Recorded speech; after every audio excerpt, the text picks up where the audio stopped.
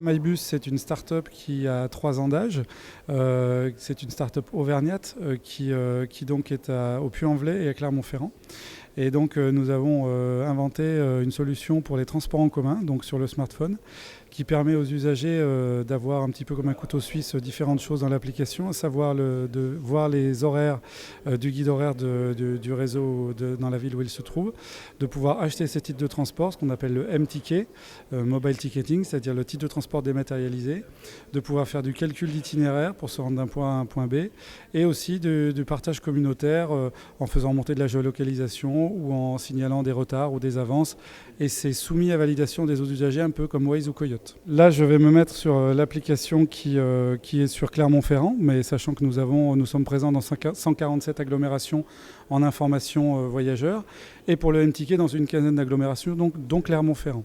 Donc je ne vais pas vous faire une démonstration globale, mais en tout cas juste pour dire qu'une fois que l'usager a acheté son titre de transport, il retrouve ses titres dans l'onglet composté, il appuie sur son titre de transport, ça lui ouvre l'appareil photo de son téléphone et je viens de flasher le QR code. Alors, oui, il a été flashé un peu vite. Je suis désolé, ouais, il a été flashé très très vite. Le QR code qui est ici, qui se trouve en fait sur les véhicules des réseaux où nous sommes présents. Donc en général 2 à l'extérieur, 1 à l'intérieur. Et donc l'usager a juste ce geste à faire de validation. Vous avez vu, c'est instantané parce que j'ai même pas visé le QR code. Il était dans le champ de vision de mon appareil photo. Et ensuite on a le M-Ticket qui apparaît. Donc avec la couleur verte qui veut dire que le ticket est valide. Avec le petit bus qui tourne qui veut dire que ce n'est pas une capture d'écran.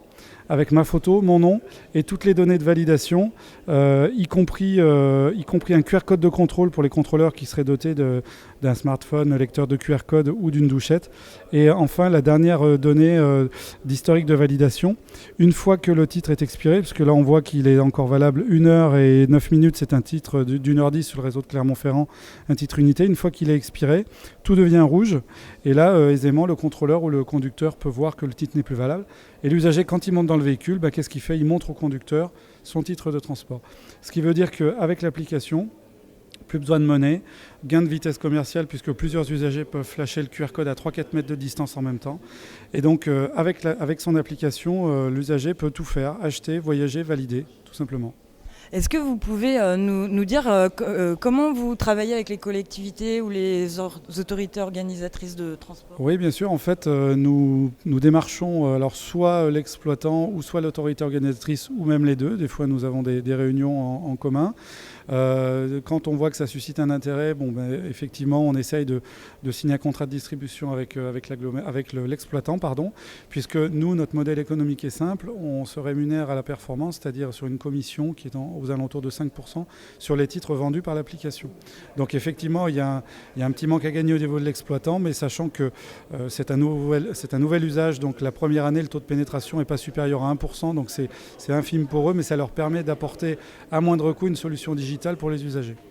Ça leur permet aussi d'avoir une base de données sur tous les transports dans la ville. Tout à fait, puisqu'avec l'application, on fournit un back-office et ce back-office fait remonter toutes les statistiques de vente, de commandes, de fréquentation, aux arrêts, sur les lignes, etc., que les exploitants peuvent ensuite exporter sous Excel et utiliser comme bon leur semble. Merci beaucoup.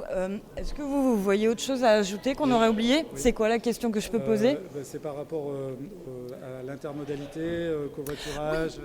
Oui. Voilà. Alors aujourd'hui, vous travaillez beaucoup avec les réseaux de bus, tram dans les villes où vous êtes. Est-ce qu'il y a des développements à venir que vous envisagez ? Oui, en fait, quand je vous disais que l'application est un peu un couteau suisse, on aimerait vraiment que l'usager ait un parcours vraiment très fluide du moment où il part de chez lui au moment où il arrive à sa destination. Et pour ce, il doit utiliser plusieurs modes de transport, le train, le bus, le vélo, les parkings de covoiturage. Donc là, on commence à intégrer les stations vélo et les parkings de covoiturage, mais à terme, on espère revendre du TER et également le proposer sur l'application. Voilà, en tout cas, intégrer tous les modes de transport dans la même application pour que l'usager n'ait pas plusieurs applications à télécharger.